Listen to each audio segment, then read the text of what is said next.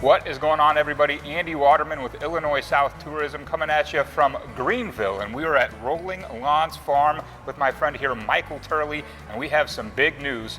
Rolling Lawns Farm and Michael was recently inducted into the Illinois Made program. Now, if you've never heard of the Illinois Made program, it is actually put on by the Illinois Office of Tourism, and it celebrates and promotes makers, crafters, artisans in the state of Illinois, and you guys have done such an amazing job here in Greenville, and we are so happy to present you with this Illinois Made Award.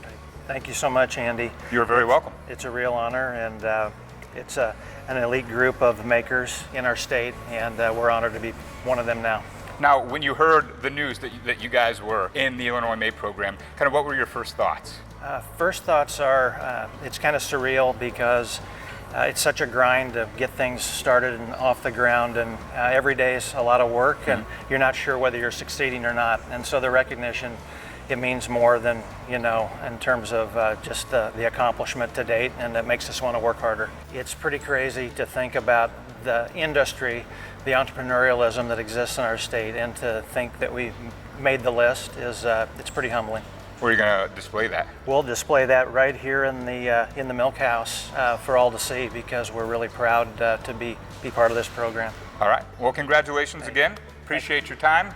Thank you for watching. And if you have not made a trip to Rolling Lawns Farm's Milk House here in Greenville, highly recommend it. They just started doing ice cream, and you definitely want to try it. Thanks for watching.